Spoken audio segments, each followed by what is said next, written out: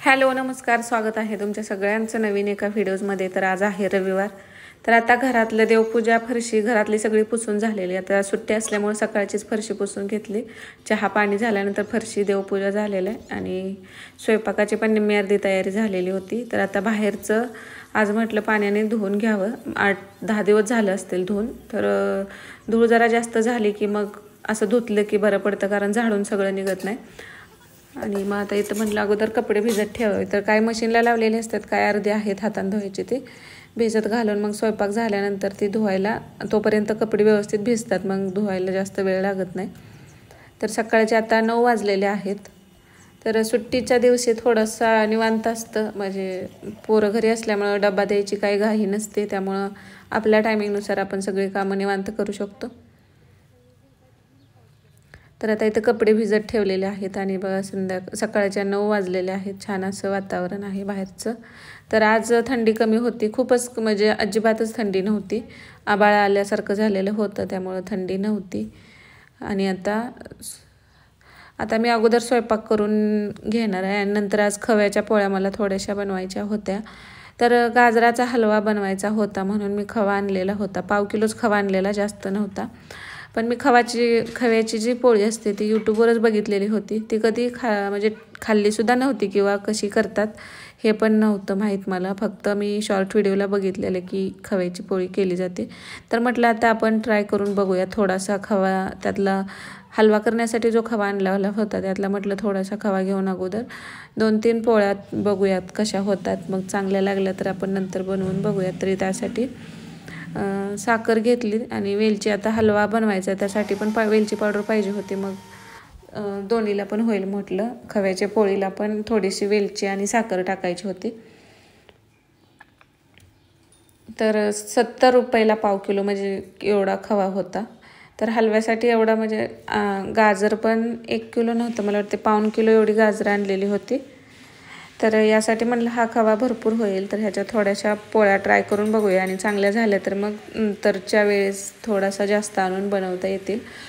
तर इथं मी थोडासाच खवा आता यामध्ये काढलेला आहे आणि साखर, आता पिठी साखर टाकली तर थोडंसं बरं पडतं, कारण साखर विरघळायला वेळ जातो, हे माझ्या नंतर लक्षात आलं। तर आता पहिल्यांदा बनवत असल्यामुळं आयडिया नव्हती जरा, आणि यूट्यूबला पण असं बघावं आणि करावं असं थोडंसं सकाळच्या गडबडीत असल्यामुळं यूट्यूबला पण मी म्हणजे सर्च करून बघितलं नाही की खव्याच्या पोळ्या कशा बनवल्या जातात। आता म्हटलं आपण जशी आपली पुरणपोळी असते त्या पद्धतीने करून बघूयात। तर खवा असा छान मेल्ट झाला। साखर विरघळण्यासाठी थोडासा वेळ लागतो, त्यामुळे पिठं साखर टाकली ना, 2-3 चमचे साखर एवढ्या खव्यासाठी पुरेशी होते। आणि यामध्ये आता ही बारीक केलेली, आता वेलची जी आहे सालासहित तव्यामध्ये गरम केलेली होती, त्यामुळे सालासहित ती बारीक झाली। आता वेलची पूड यामध्ये मिक्स केली आणि गॅस बंद करून टाकून हे थोडंसं आता थंड होऊ द्यायला पाहिजे होतं, कारण जसं थंड होत जाईल ना तसा खवा घट्ट होत जातो। तर मी बनवायला घेतलं त्यावेळी जास्त थंड झालेलाच नव्हता, म्हणजे पहिली पोळी बनवताना तर अजिबातच थंड नव्हता। तर हे परत माझ्या लक्षात आलं की आपण खवा अगोदर असा मिक्स करून, म्हणजे साखर वेलची टाकून हा थोडा वेळासाठी थंड होऊ द्यायला पाहिजे, एक 15-20 मिनिटासाठी, आणि मग पोळ्या बनवल्या की मग त्यामध्ये भरायला बरं पडतं। आता आपलं पुरणपोळीचं कसं पटकन भरता येतं त्यामध्ये, पण ही जी खव्याची पोळी आहे तो आता खवा थोडासा चिकटच राहतो। पुरण कसं आपण त्यामध्ये भरायला गेलो ज्यावेळी त्याचा उंडा बनवतो ते हाताला वगैरे चिटकत नाही, तसं हे हाताला चिकटतं। त्यामुळे तुम्ही जर बनवत असाल तर काय करा, हे पूर्ण खवा जो आहे तो पूर्ण थंड होऊ द्यात, मगच बनवायला घ्या। तर आज मी पहिल्यांदाच बनवल्यामुळे आता लक्षात आलं की आपलं थोडंफार कुठं चुकलेलं होतं आणि नंतर आता बनवताना ते लक्षात येईल। तर पहिल्यांदाच बनवलेल्या होत्या, पण चवीला मात्र छान होतात ह्या पोळ्या। जशी आपण बासुंदी आणि चपाती खातो ना त्या टाईपचीच टेस्ट येते आणि कडक राहतात। भाजताना फक्त आपल्याला तूप लावून भाजायचं आहे आणि अशा पसरून पोळ्या ठेवायच्या आहेत। हे डायरेक्ट टोपल्यात वगैरे अशा ठेवल्या ना त्या मऊ पडू शकतात, तर ह्या पेपरवरती किंवा असं ताटामध्ये पसरून ठेवायच्या। तर अशी पारी बनवून घेतली। तर ह्यापेक्षा आता 2 पद्धतीने मी उंडा ट्राय करून बघितला।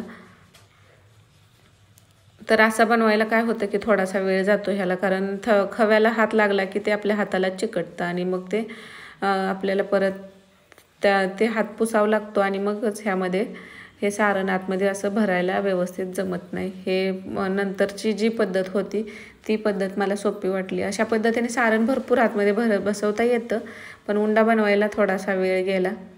पण आता पहिल्यांदाच केल्यामुळं ते माझ्यामध्ये अगोदर लक्षात आलं नाही की उंडा याचा कसा बनवायला पाहिजे होता. तरी पण हा झाला.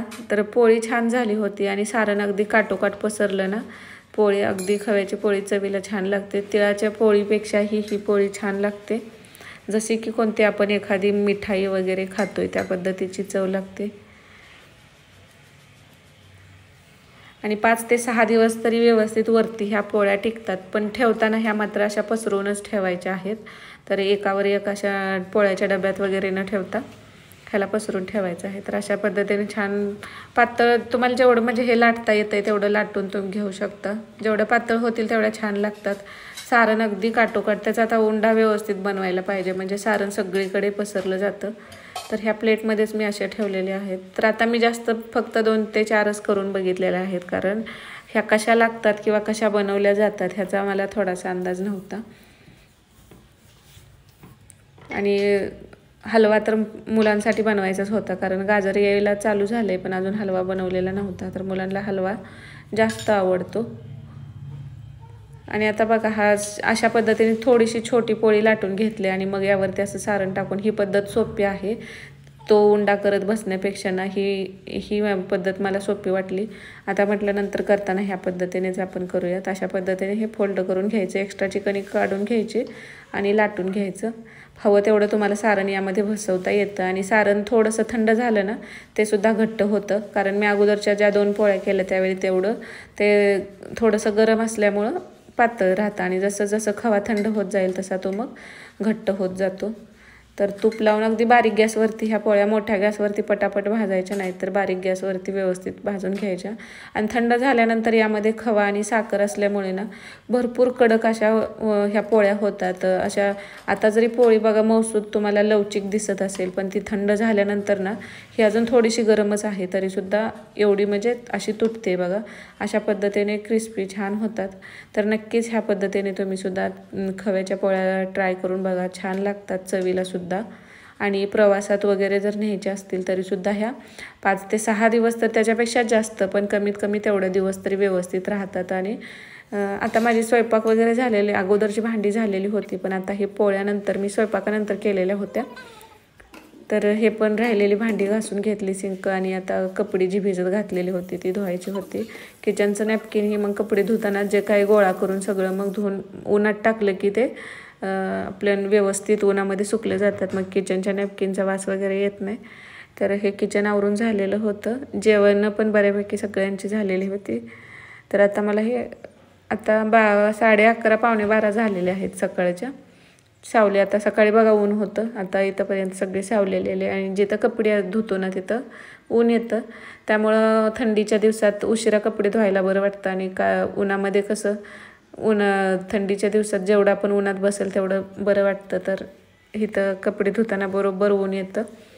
तर आता 12 वाजलेले आहेत, 12 पावणे 12 झालेले आहेत. पण थंडीच्या दिवसात जास्त ऊन असं कडक नसतं, ते लागतं. पण जास्त असं उन्हात बसलं तरी आपल्याला उन्हाचा त्रास होत नाही. थंडीमुळं ऊन हवं वाटत असतं. तर नंतर जी कपडे आहेत ती सगळी धुवून घेतली. आणि आज परत गाजराचा हलवा बनवायचा आहे. तर हे गाजरं साल काढून खिसण्याचं काम दिदूबाईकडे दिलं होतं. म्हणजे तिला म्हटलं तू सगळं खिसून दे, मग मी आज हलवा बनवते, नाहीतर मग उद्या बनवणार. तर त्यांना हलवा खायचा होता, त्यामुळे त्यांनी मग खिसून वगैरे दिली. ठेवलेला आहे, पण ते आता मी दुपारनंतर तो हलवा बनवणार आहे. तर उद्याच्या व्हिडिओमध्ये मग ती रेसिपी पण तुमच्यासोबत शेअर करेन. तर हा व्हिडिओ तुम्हाला आवडला असेल तर लाईक करा आणि चॅनलला सबस्क्राईब करायला पण विसरू नका.